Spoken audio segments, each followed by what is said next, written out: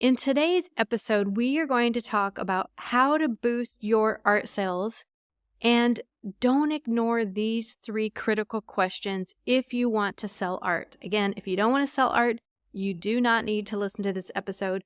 But if you're looking to boost your art sales and you really want to sell your art, these are the 3 questions I really recommend you take a look at for yourself. So the first question is, did you share your work? And I'm talking about growing your audience on social media. Some people ask, do I have to share my work on social media? Do I need social media? And I definitely have to say, in today's world, it is such a great free tool. It's annoying sometimes because it is free, but really we've never been in a better age to be able to share our work, and it's a really, really useful tool. It used to be that we put flyers in mailboxes or had to do a big, huge direct mail piece in letterboxes. But social media is our new method in today's world. And the question is, did you share your work? And if you haven't been sharing your work, to me, if I'm not sharing my work, it means that I need more time in the studio. Because if you're confident about your work, you're feeling really great about your work, you're probably going to get into sharing your work because you're really excited. So if you haven't shared your work, it probably means A, you might need more time in the studio so that you really make that work that feels authentically you and you're really proud of it. And B, if you do have work and you are proud of it, why have you not shared it? What's causing you holding back this artwork?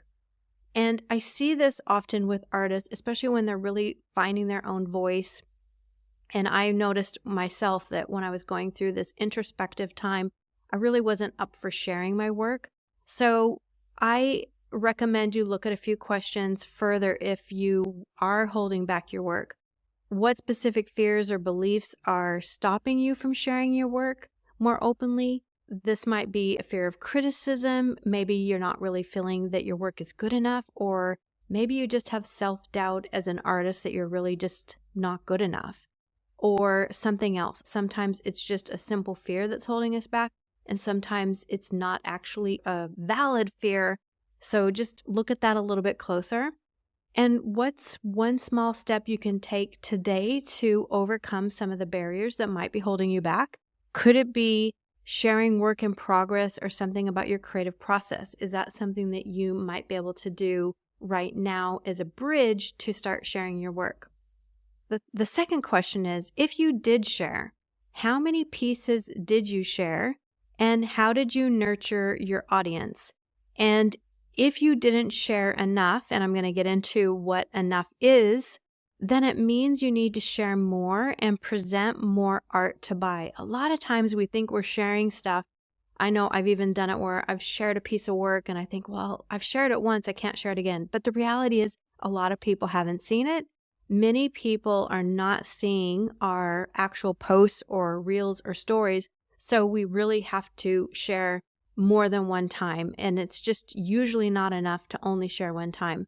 So if you didn't share enough, then it means you need to share more, and when you share more, sometimes you specifically have to present it as art that they can buy as opposed to just sharing it. And if you did share, did they understand that they could actually buy it from me? And again, this is something that you have to look at on what is your actual strategy for sharing. And if you did share enough and you feel like, yes, I've shared a ton, I always wonder, was it the right audience? Were you speaking to the actual collectors that are ideal for your art? Sometimes we don't yet have the right audience in our Instagram feed, and therefore they're not the actual buyers. A lot of times when we share work, I see a lot of artists post and they're actually speaking to artists, and there's nothing wrong with that, but sometimes the buyers aren't really feeling that you're speaking to them and aware that they can actually buy from you directly or through your gallery, and you're maybe sharing more to artists rather than the actual collector. So if you did share enough, was it the right audience? And again, the questions to further look at on that are, how often are you currently sharing your work? And what does enough look like for you? Is there a gap, and why do you think it exists? As in, if you think you're sharing, why do you think that it's not working? So we have to look at that strategy and what are the ways that you maybe have tried to nurture your audience? Posts, reels, stories, or in-person connections? Those are definitely methods that I have to swap out and rotate and remind myself to constantly do, because we do get in ruts. We think we've shared it, and really most people haven't even seen it. So which methods have felt most authentic and engaging for you and your followers? Because again, once we see things that are working, we want to do more of those things. So for instance, and this is just, again, one of those things, like, depends on what your account is like, who's on your feed, and all of that stuff. So there's more complex nuances than one simple answer. But I find that stories work really, really well for me. And I also have changed up how I do my stories, but a lot of sales can happen in my DMs through stories. So although I do post and reels, most of the actual sales that I get through Instagram happen through my stories or in-person connections. So take a look at your strategies and how you're actually nurturing your audience so that they can follow you. Because the reality is, someone who just starts following you may not be ready to buy. Sometimes it can take a year or even longer before someone actually makes a purchase, because art is really a luxury and it's a significant purchase. And I noticed that people are really spending a lot more time thinking about it, and they're being really thoughtful in their decision making. So you want to look at how you can nurture your audience and bring that right fit audience into your Instagram account. The third question that you really want to ask yourself is, if it wasn't the right audience, what can you do to attract the right audience? There are so many things I could say about this, but just to keep this a fairly short episode, I want to ask you a couple questions. I mentioned this earlier, but who were you speaking to in your post, your story, or your reel? Was it the actual ideal collector? And if it isn't, you're going to have to look at who you're actually speaking to. Again, there's nothing wrong with speaking to artists, but you will find that when you do that, you're going to attract more artists. And I think we always will attract more artists, no matter what, but make sure that you're really speaking to your right fit audience. And is your art compelling? Meaning, are you standing out in the art market? It is super crowded right now. And I think, again, I always say this, the beautiful thing is on Instagram, there's so many artists and we can all be artists. But the hard part of that is it's very competitive, and our ideal collectors are seeing a lot of art. And so in order for them to really get captured and slow down enough to look at your work, you want to make sure that your artwork is compelling and that it's also standing out in the art market. And sometimes we're a bit too close to see that and to really know how to solve that. That is a question that we all have to ask ourselves. And it's not a question that is a set and forget question. This is something that I speak a lot about because of a product development background that I have. There is a cycle, a buying cycle, and we want to make sure that we have a compelling reason for people to buy our art and that it stands out amongst the competition. So the third part of this question is, what makes your work different? What do you love about it that maybe your ideal collector would love about it as well? Because when your work starts standing out and it is a little bit different, you're going to get more traction to attract the right fit audience. And again, the right fit audience can be much more engaging as buyers as opposed to people who are browsers. And I don't want to spend time getting off topic on this. We may save that for another episode, but you really want to look at what makes your work different and what do you love about it. The questions to ask is, can you describe your ideal audience? What are their interests? Where do they spend their time online? And if not, you definitely need to clarify this. I wish I could say, like, we don't need to know any of this to sell art, but the more I get better at this, the easier it is to sell my art. So definitely this is an area that we have to clarify to attract the right audience. And what, again, makes your art unique in the market?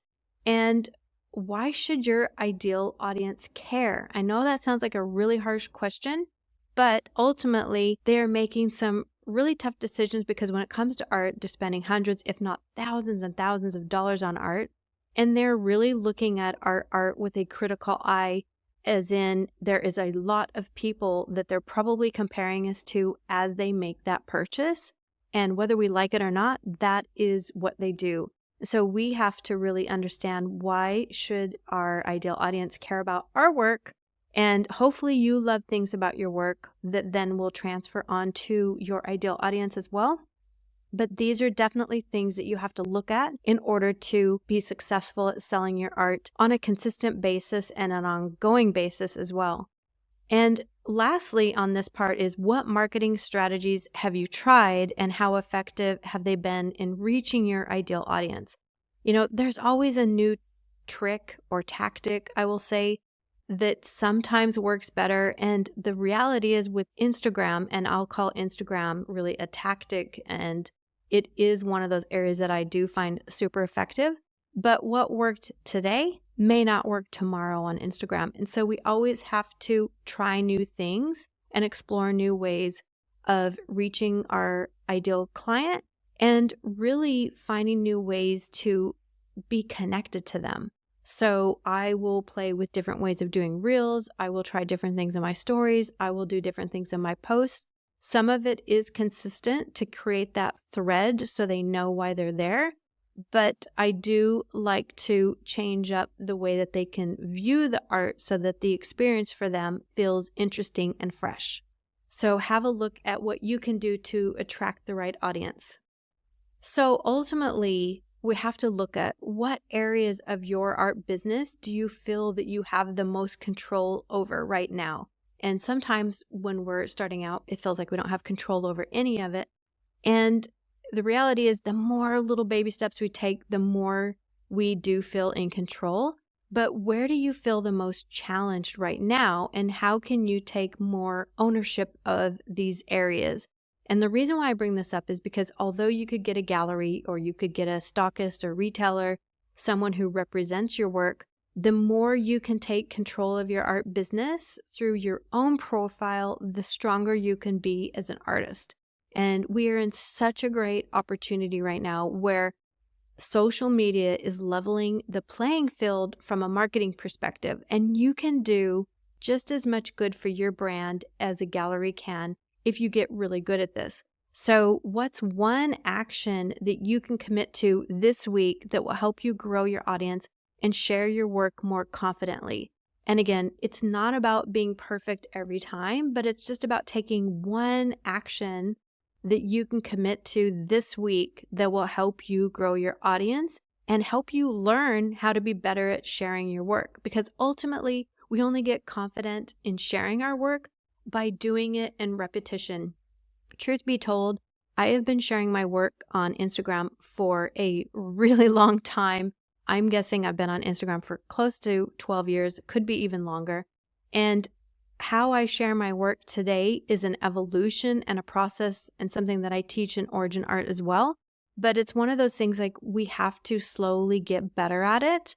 And the more we do it, the better we get.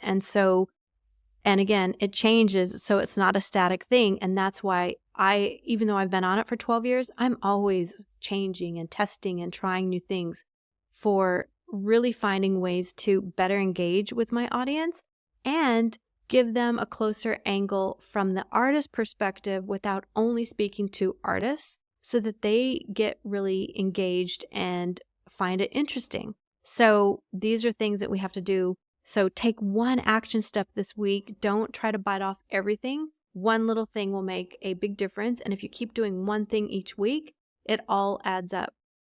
So that's a wrap for today. Thanks for listening. Stay tuned for more episodes and follow the podcast for new updates. And if you enjoyed this episode, please share it with others. And if you want to DM me on Instagram, I would love to hear from you and what your biggest takeaway was. You can DM me on originart_with_Michele on Instagram. And at YouTube, you can also find a video version of this at Michele Luminato Studio. And if you're on YouTube right now, watch this next episode. I think you'll find it really interesting.